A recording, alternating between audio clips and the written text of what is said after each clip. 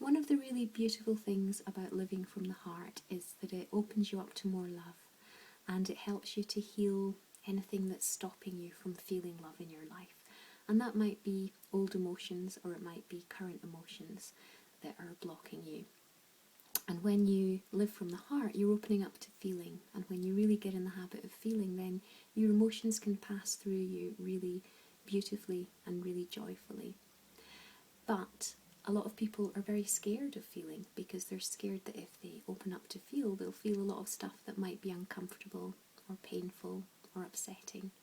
So I want to talk a little bit today about what it means to feel, and my top tips for getting in touch with your feelings, and also talking a little bit about why we don't want to feel and what scares us about feeling.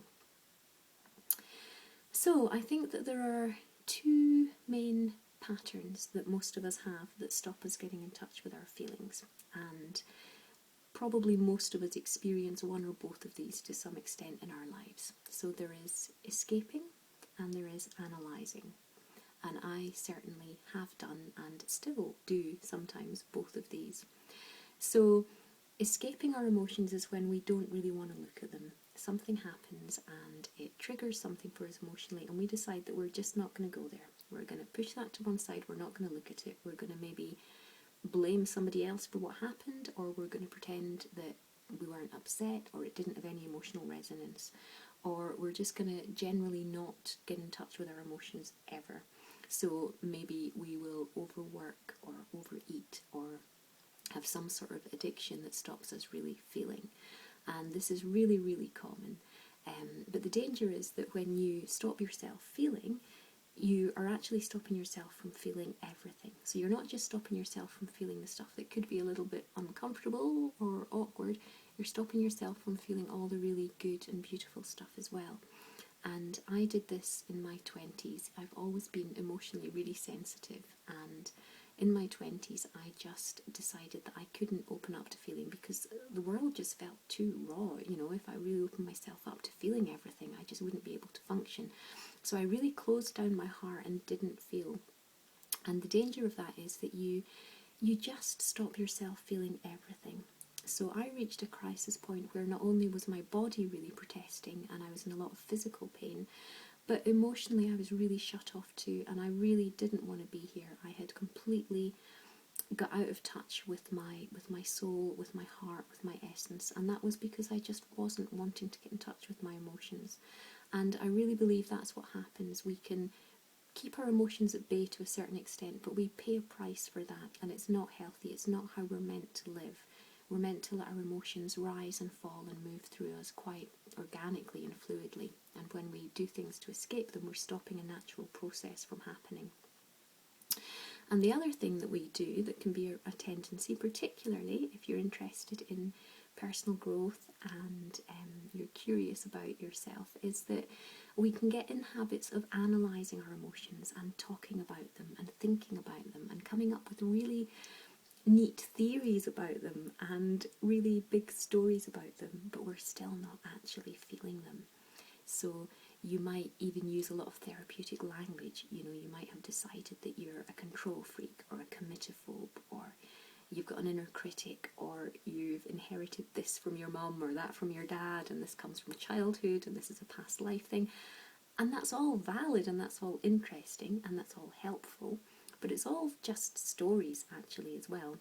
And it's all ways of keeping yourself in your head rather than moving into your heart and letting yourself feel. And the real healing shift happens when we let ourselves feel and we untangle the stories and the theories and we just let ourselves feel what we need to feel.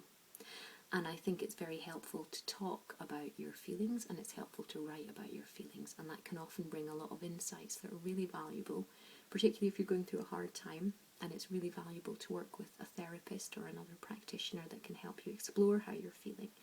But I think that's just part of the story, and that's the bit that I think a lot of us get stuck in. We think we're doing the emotional healing work because we're looking at our stuff, but looking at it doesn't bring us any closer to feeling it, so we still need to feel.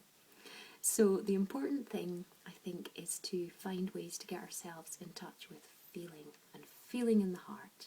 and that's when the real healing shift happens. So I want to share with you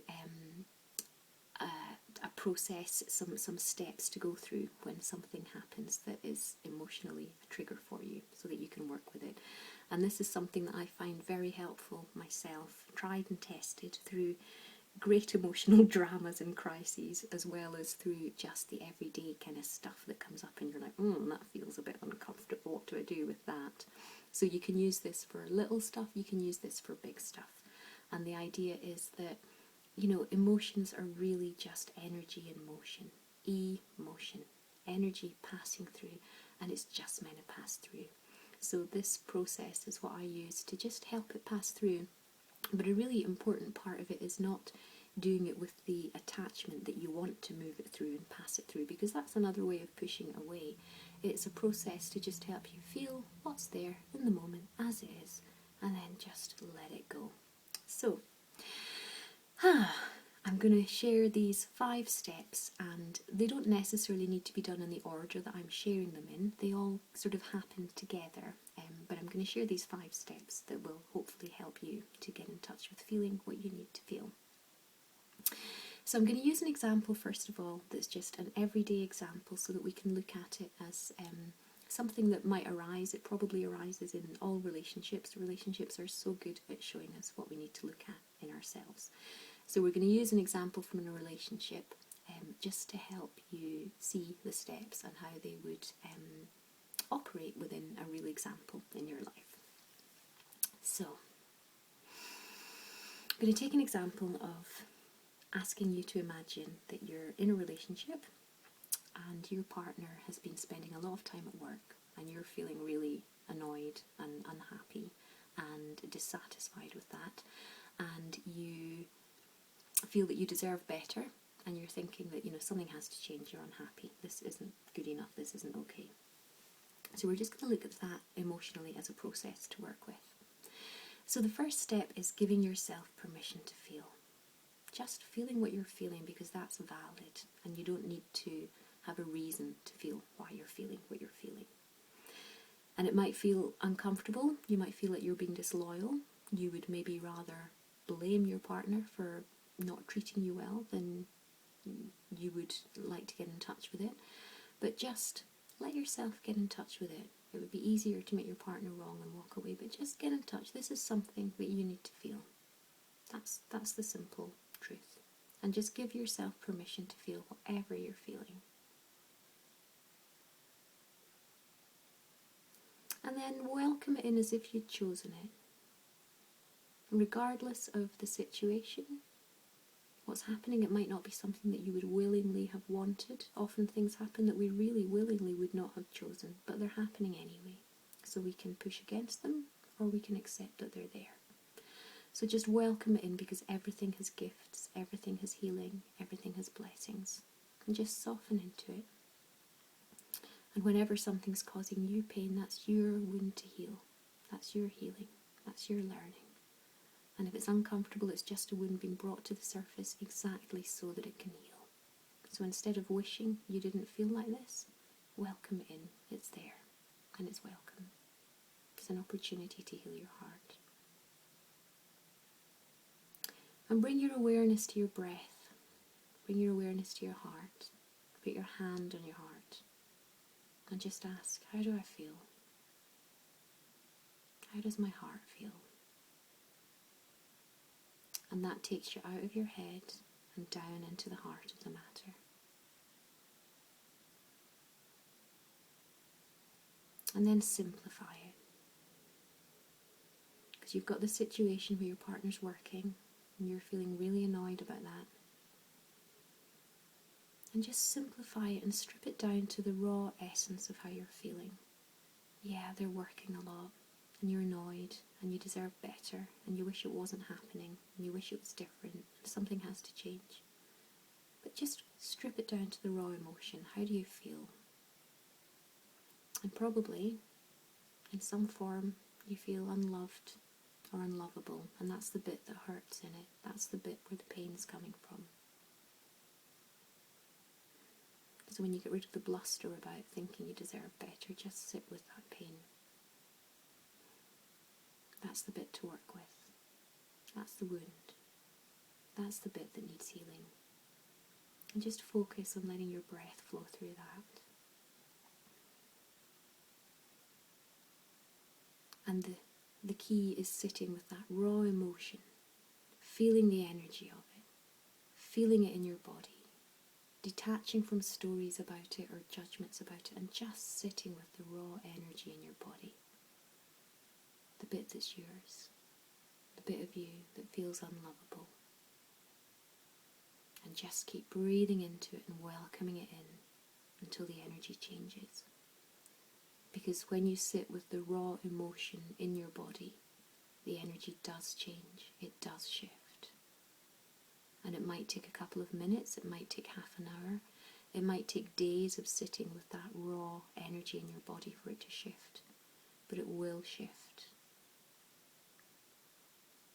And it will transform back into love sooner or later.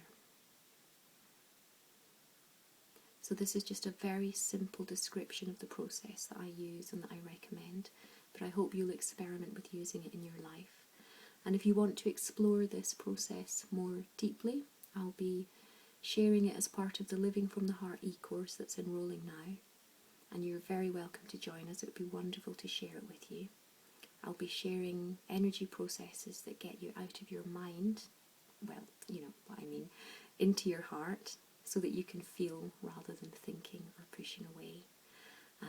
And when you really get into your heart, that's when you open up to all the love that's there and all the love that you are, because you are love and there is so much love available to you. Thank you for listening. Thank you for being you. Thank you for being wonderful and beautiful and love made visible.